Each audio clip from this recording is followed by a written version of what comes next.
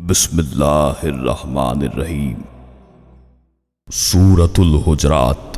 اس سورہ مبارکہ میں 18 آیات اور 2 رکوع ہے۔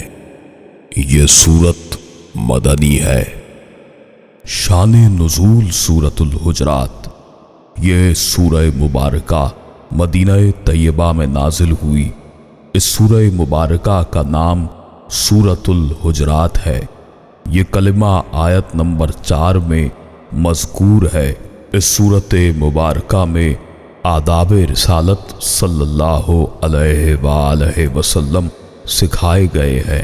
اس کے ساتھ ہی اس میں نہایت اہم موضوعات پر بھی گفتگو کی گئی ہے، جن پر اعتقاد، اخلاق، کردار اور سیرت کا محل تعمیر کیا جا سکتا ہے، اور جس کی برکت سے معاشرے میں انس، محبت اور ایثار کی فضا پیدا کی جا سکتی ہے۔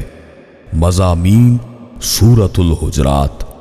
سب سے پہلے بارگاہ رسالت صلی اللہ علیہ وآلہ وسلم کے ادب و احترام کے بارے میں حتمی احکام صادر فرمائے۔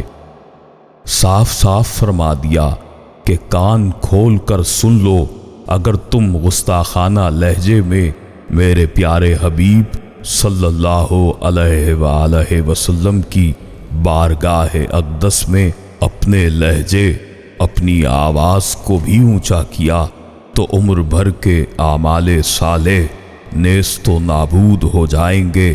میرے پیارے رسول صلی اللہ علیہ وآلہ وسلم کے آرام میں خلل مت کرو، اور باہر کھڑے ہو کر آوازیں مت دو، بلکہ خاموشی سے انتظار کرو۔ جس وقت حضور صلی اللہ علیہ وآلہ وسلم تشریف لائیں، اس وقت اپنی معروضات پیش کرو۔ مختلف طریقوں سے بارگاہ نبوت کے ادب و احترام کے طرز کو دلوں میں راسخ فرما دیا، تاکہ کوئی بھولے سے بھی گستاخی نہ کر بیٹھے۔ جب کوئی غیر معتبر آدمی کوئی بات آ کر کہے تو پہلے خوب چھان بین کر لو، پھر کوئی قدم اٹھایا کرو، ورنہ شدید ندامت کا سامنا کرنا پڑے گا۔ صحابہ اکرام علیہم رضوان کے بارے میں صراحتاً فرما دیا کہ ایمان ان کو محبوب ہے، وہ اسے چھوڑ کر کسی اور کی طرف نظر اٹھا کر دیکھنا بھی پسند نہیں کرتے، اور کفر و فسق کی طرف مائل ہونے کا تصور بھی نہیں کر سکتے۔ اہل ایمان کے 2 گروہ آپس میں دست و گریباں ہو جائیں تو دوسرے مسلمانوں کو حکم دیا جا رہا ہے کہ وہ آگے بڑھیں اور ان کے درمیان صلح کروا دیں، اور اپنا پورا اثر و وسوخ استعمال کریں۔ پھر بھی اگر ایک فریق صلح پر آمادہ نہ ہو تو اس کی امداد کریں جو حق پر ہے۔ آیت نمبر 10 میں تصریح کر دی گئی ہے کہ مومن زمین کے کسی بھی گوشے میں آباد ہو، کوئی بھی بولی بولتا ہو، کسی بھی نسل سے متعلق ہو، جب وہ دین حق قبول کر لیتا ہے تو وہ اخوت اسلامی کے رشتے میں بندھ کر ایک ہی جسم کی مانند ہو جاتا ہے۔ اللہ رب العزت نے سختی کے ساتھ غیبت، مذاق اڑانے، عیب جوئی کرنے، نکتہ چینی کرنے، چغلی کھانے، ایک دوسرے کو برے القاب سے یاد کرنے سے منع فرما دیا ہے۔ یہ سب باتیں ایسی ہیں جن سے دلوں میں نفرت، حسد، حقارت اور عداوت کے جذبات پیدا ہوتے ہیں۔ آیت نمبر 13 میں بتا دیا کہ تم سب آدم و حوا علیہم السلام کی اولاد ہو، اور اللہ کے نزدیک وہی ہوگا جو زیادہ معزز اور متقی ہوگا۔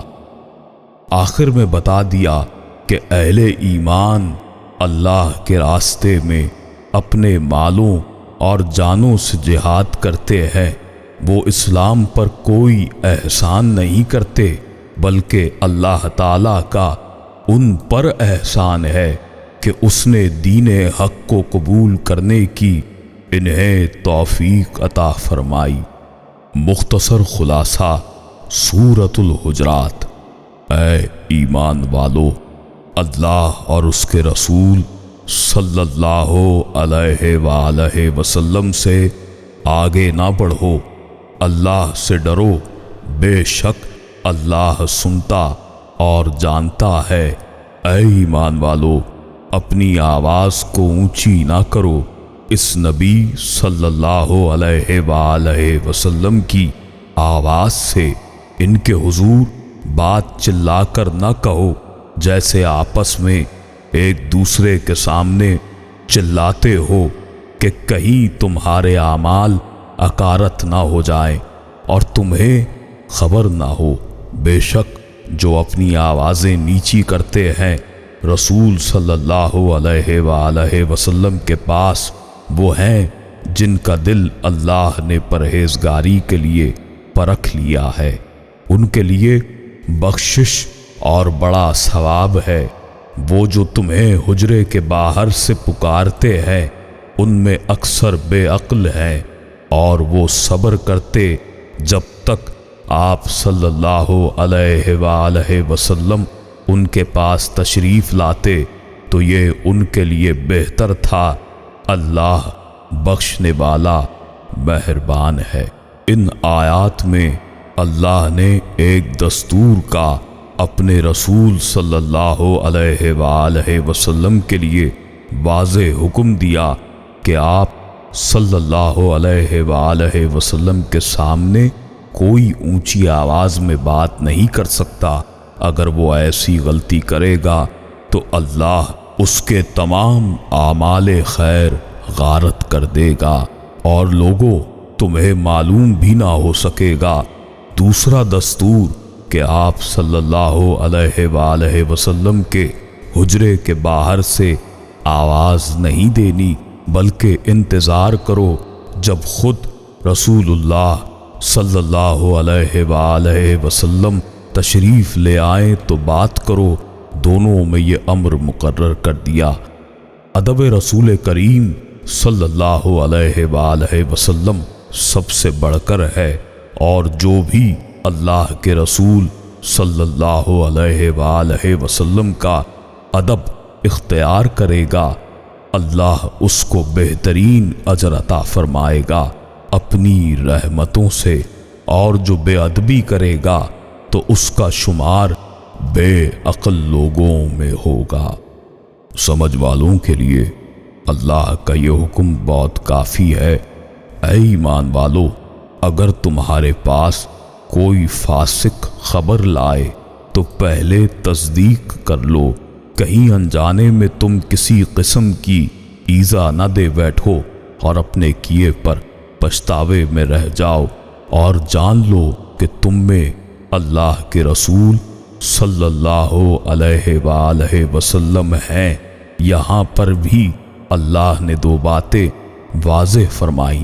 ایک یہ کہ کسی جھوٹے کی بات پر بغیر معلومات کے اعتبار مت کرو ورنہ خسارہ ہو سکتا ہے، اور دوسرا جان لو کہ تم میں اللہ کے رسول صلی اللہ علیہ وآلہ وسلم ہیں، یعنی رسول اللہ صلی اللہ علیہ وآلہ وسلم ہیں جب تک دنیا قائم ہے۔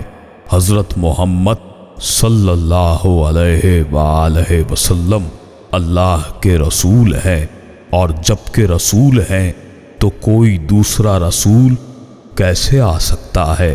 یہ بھی رسول اللہ صلی اللہ علیہ وآلہ وسلم کے خاتم المرسلین ہونے کی ایک واضح آگاہی ہے۔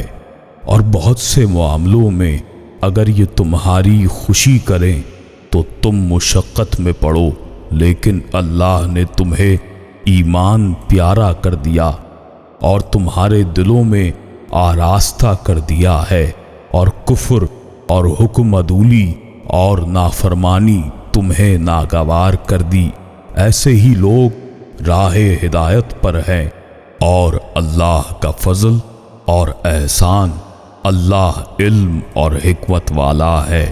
اور اگر مسلمانوں کے دو گروہ آپس میں لڑیں تو ان میں صلح کرواؤ، تو پھر ایک دوسرے پر زیادتی کرے تو اس زیادتی والے سے لڑو یہاں تک کہ وہ اللہ کے حکم کی طرف پلٹ آئے۔